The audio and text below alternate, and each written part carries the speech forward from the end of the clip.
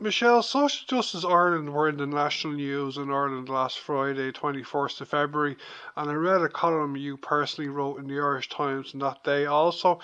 Could you start off by telling our listeners, for those who don't know, as to why last Friday, the 21st, was such a big day for you in Social Justice Ireland? Yeah, well, last Friday to mark Global Social Justice Day, we published Measuring Progress, the Sustainable Progress Index 2020. So it's a publication we publish every year. So it looks at how Ireland is doing on all of the Sustainable Development Goals from 1 to 17. And then we rank Ireland compared to I suppose, our peer countries in the EU 15. So we launched that on Friday. And I suppose the main findings, and they probably won't be too surprising for some of your listeners, we come 10 out of the 15 EU countries overall. In terms of the economy, we come 11th. In terms of society, we're kind of in the middle, around 7th place. But when it comes to environmental targets, we're at the bottom. We come 15th, we score last. And I mean, that's no surprise in terms of how we're performing, in terms of climate emissions. So that was our launch on Friday. And I suppose it's also... So when we talk about a lot of the challenges facing Ireland at the moment in terms of health, housing and so on, you also have to consider them while we try and meet our climate challenges as well, because we've ignored it for far too long. It's become a significant challenge for us. We're facing fines as in from next year from the European Union. So it's really important that the next government put sustainability and the environment, at the top of their list of priorities. Okay, we'll come back to talk a bit more about the environment in a couple of minutes. I understand from looking at your report on your website that we're doing well on education, aren't we, compared to other EU countries? We do, yes. So one of the Sustainable Development Goal number 4 is quality education, and we perform very well in terms of quality education, both, at primary, second level, and we've got a very high proportion of young people who go on to higher education. So we do very well in that regard. We also do well in terms of peace and justice. So that's SDG 16, but then there's other areas where you would expect us to do well, and we don't do that well in terms of decent work and economic growth, because we have very high levels of low pay in this country, so we fall down on that SDG. And then in terms of industry and innovation and investing in research and development, we don't do that well on that sustainable development goal. So that kind of brings us down. So quality education, we've been publishing this report every year since the SDGs were launched, so we do tend to do consistently well on that, which is a good thing. But then we should be looking at, what is it that we do so well on that SDG, and can we replicate it elsewhere? Yeah, it's interesting that we're doing well comparatively to other countries in education. I think it's great that we are in the process of seeing free school meals and free school books being extended. I think it's a pilot scheme at the moment. Did you know any more about that? Yes, so it's a pilot scheme at the moment, and the pilot itself has been extended. So that's very positive. But as we all know, with pilots, are they going to be mainstreamed and turned into projects or not? So, I mean, that will be the challenge, because if you are going to mainstream this, then it requires investment, both in terms of infrastructure and in terms of day-to-day spending. But it's an incredibly positive step. But we know from the pilot from the SEA, Sustainable Energy Association of Ireland, the pilot that they ran for the government in terms of retrofitting, that pilot has since closed, and we haven't seen a national programme on retrofitting yet. So I would hope that the hot school meals pilot, the new government takes the learnings from it and looks at how it would, roll it out to every school across the country. It'll be interesting now at the moment that we're seeing talks about the next government being formed. It'll be interesting to see if indeed the Green Party are in that government, what the next programme for government will be like, including on the environment. It'll be very interesting. I read your column in the Irish Times recently also, Michelle. Do you want to give our listeners a bit of a summary of what you said in that article?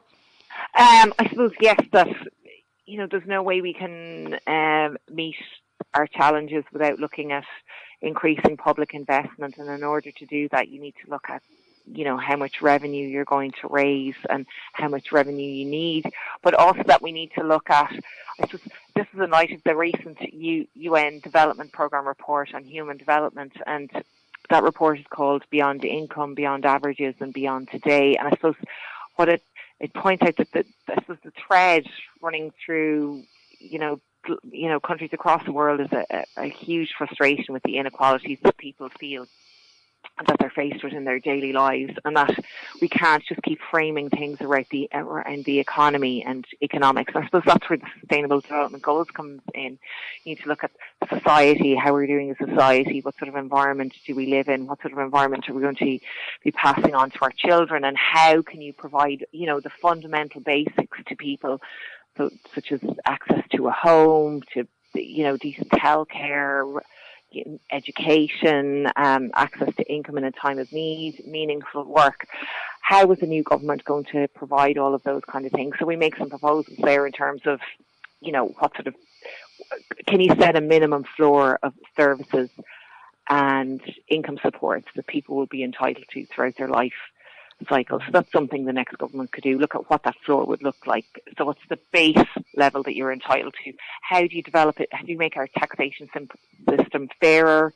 How do we reform it to reduce income inequality? And how do we expand it so we can collect more revenue to fund decent services and infrastructure?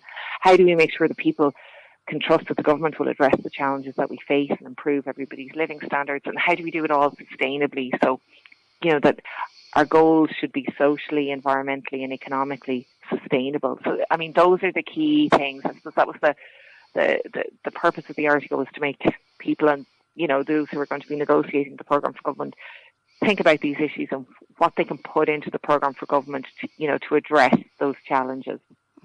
I presume when you say that we should raise taxes, Michelle, you mean for people who can afford to pay more, because a lot of people don't, Oh, absolutely. I mean, the purpose of it was a just or fair taxation system, is that those who benefit from the most from our economy contribute the most. And I mean, it's looking at things before you even look at raising taxes. It looks at reforming the system itself. So in terms of tax breaks and tax expenditure, you mentioned the environment there. I mean, the CSO published a report that last year that shows that we spend 4.1 billion euros per annum on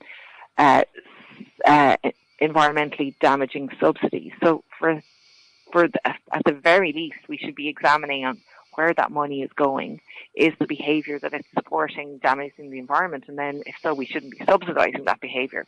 And that's just the environmental subsidies. We should be looking at tax breaks as a whole. I mean, they cost us, they're a significant amount of money that we as a state forego every year. So are they fulfilling their purpose? If they're not, can we introduce a sunset clause, and how much are they actually costing us? So before you even look at increasing the revenue, you have to look at reforming the system for a start, broadening the beast. And, it's small reforms to the system would generate significant revenue without actually impacting on, the ordinary worker, for example, because you wouldn't be looking at things like income tax, for example. I know Leo Varadkar said during the general election campaign, I think Fine Gael might have been the only party, they're in favour of tax breaks for the upper echelons of people. So you think Fine Gael probably went in the wrong direction in that election in regards to taxation, do you? Well, I suppose the very nature of tax breaks is that they always favour the better off, because the more you earn, the more benefit you'll derive from them. So, I mean, tax breaks are not the right tax policy instrument to really bring about change, or to address problems or to improve standards of living. I mean, if you are going to do anything within the taxation system, the very first thing you should do is make it fair. So I mentioned the issue of low pay there, and that's how we perform poorly on SDG 8 decent work, because we do have high levels of low pay. So one of the, if you want to make the taxation system fair for people on low pay, then the thing you can do is make the 2 personal tax credits refundable. It only benefits those people who are earning low wages, but it means that if you do make them refundable, then every employee is treated fairly within the taxation system. At the moment, those people don't benefit from any changes in terms of income tax or US USC because they don't earn enough.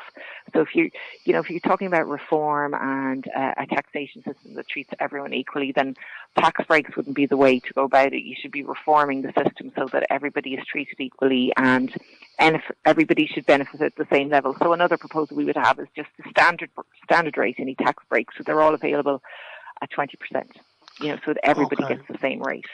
Okay, we talked about primary and second level education, a bit about free school meals and free school books. Yeah. Do you have a policy on third level education in Ireland?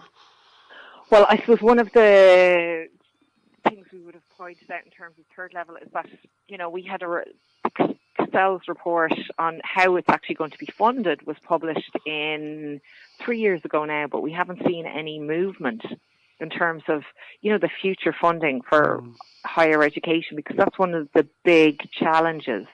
And there was some discussion around student loans and some other proposals, but the reality is the funding gap is so big, you will never recoup that money through student loans. So you're going to have to look at significant public investment in higher education, but that's consistently just been deferred. No government is willing to make a call on it. And now we've actually gone to the European Commission to ask them to look at how we might, the cost of this public investment. But realistically, we need to look at how we're going to fund higher education going forward, because every year the universities are, saying they're inadequately funded and how are we going to provide a quality education for the students going in there if we don't fund the universities properly? Okay, Michelle, to come towards the end of the interview, do you want to just tell our listeners or give them a summary of anything else about your index report? Or anything? Well, absolutely. The index is available on our website, socialjustice.ie, and you'll also see the proceedings of our event on Friday where we launched it and it was presented. So that video is up online now, so people can, if they don't want to read the report, they can go and watch that. And so you have presentations from ourselves, from Colette Bennett here, from Charles Clark, who was one of the authors of the report, and you'll have response from the audience. But I suppose what the point we would like to get across is, we should be framing our policies, and government should be framing policies around the Sustainable Development Goals, and the motto of the Sustainable Development Goals is leave no one behind, and I think the SDGs should be at the heart of the programme for government, and so should leave no one behind.